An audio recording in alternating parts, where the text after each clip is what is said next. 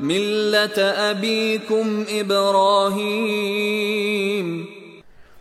Assalamu alaikum wa rahmatullahi wa barakatuh. J'espère que vous allez bien.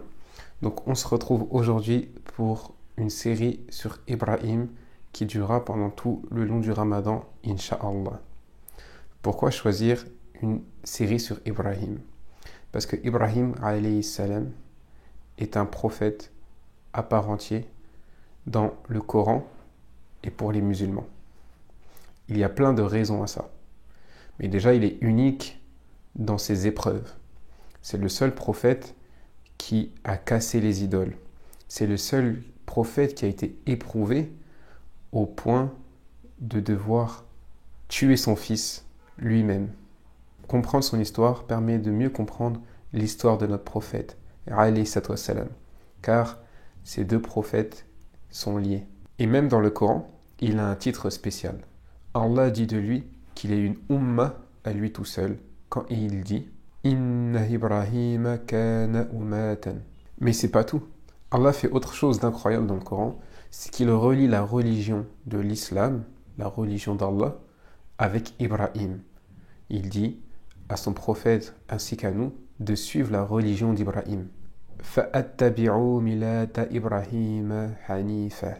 Et même dans les petites sourates, Allah souligne Ibrahim, et notamment via la Kaaba, la maison sacrée qu'il a construite pour qu'on adore Allah sans rien lui associer. Notamment quand il dit dans une sourate que beaucoup d'entre nous connaissons, فَلْيَعْبُدُوا رَبَّ هَذَا الْبَيْتِ. Alors adorez le Seigneur de cette maison. Donc on voit vraiment que il y a plein de signes et de paroles qui reviennent à Ibrahim et qui le mettent à une place spécifique parmi tous les prophètes.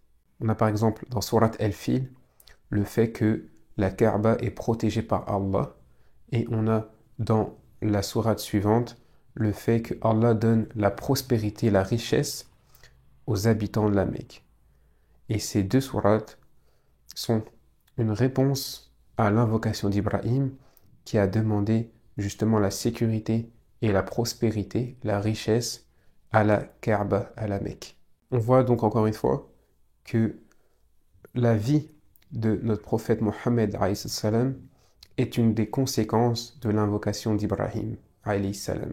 Et donc c'est toutes ces raisons qui nous font comprendre que c'est très important de savoir qui est Ibrahim, quelle était sa mentalité, quelle était sa manière de vivre, quelle était sa vision du monde, afin justement de l'appliquer à nous-mêmes et de suivre un de nos modèles.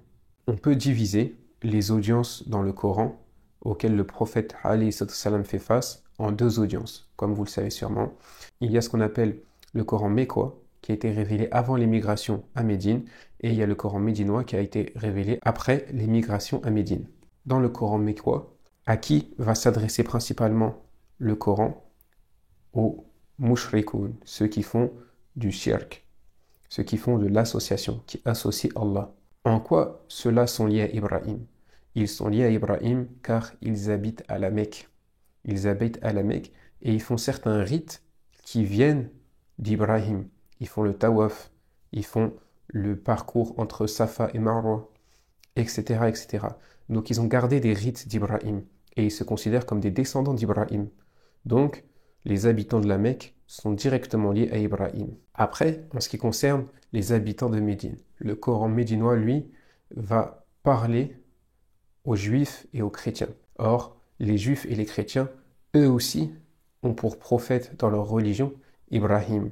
Ainsi, le fait que Allah s'approprie Ibrahim comme un prophète de l'islam va interpeller tout ce qui entoure le prophète Mohammed, que ce soit les mushrikoun, les associateurs, que ce soit les juifs ou les chrétiens, ils vont tous être interpellés parce qu'ils sont tous liés à Ibrahim d'une façon ou d'une autre.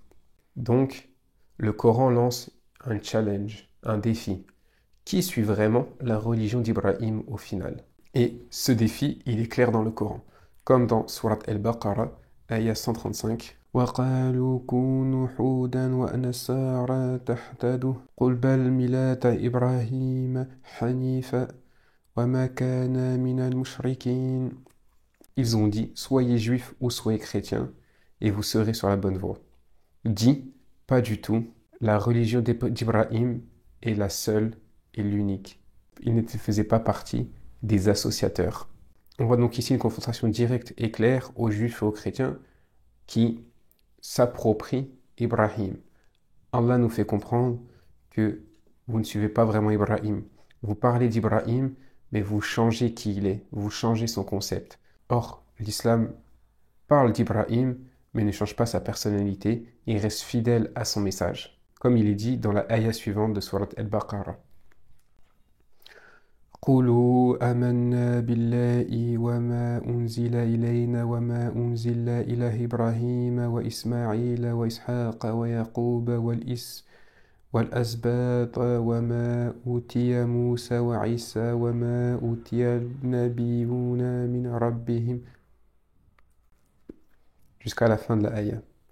Donc dans cette ayah, par qui commence Allah? Il commence par Ibrahim alayhi salam. Car c'est lui la base de cette lignée de prophètes qui va suivre après lui. Et donc encore une fois, Allah souligne l'importance d'Ibrahim en tant que modèle parmi tous ses prophètes, car il représente le début d'un héritage. Et enfin, Allah continue plus tard dans la ayah 140 en disant أم تقولون إن إبراهيم وإسماعيل وإسحاق ويعقوب والأسباط كانوا هودا وأنصارا. Ou est-ce que vous dites que certes Ibrahim, Ishaq, Yaqub et leurs descendants étaient des juifs ou des chrétiens? Ici, Allah souligne des prophètes qui sont arrivés avant Moussa et Isa, et dire que ceux-là étaient juifs ou chrétiens est ridicule. C'est ce que souligne Allah ici, car les juifs et les chrétiens vont trouver des techniques pour s'approprier ces prophètes et dire qu'ils étaient juifs ou chrétiens. Et ici, Allah souligne cette contradiction. On pourrait se dire alors, pourquoi alors les musulmans aussi s'approprient Ibrahim alors l'islam est arrivé après Ibrahim? Parce que, justement, la réponse c'est quoi? C'est que l'islam ne va pas trahir le message d'Ibrahim pour le faire rentrer dans la religion. L'islam veut dire la soumission à Allah. L'islam veut dire la soumission à Allah en tant que Dieu unique. Et c'était ça le message fondamental d'Ibrahim. Ainsi, c'était aussi le message fondamental de Isa, de Moussa et de tous les prophètes qui ont suivi après Ibrahim alayhim salam. Ainsi, lors de cette série, nous nous concentrerons sur quel est l'héritage d'Ibrahim pour nous en tant que musulmans, afin de mieux comprendre notre père spirituel. Nous avons notre père à tous, Adam. Nous avons notre père de sang, qui est notre père direct. Et on a un modèle spirituel qui est Ibrahim alayhi salam. On se dit à une prochaine pour l'épisode suivant. Assalamu alaykum.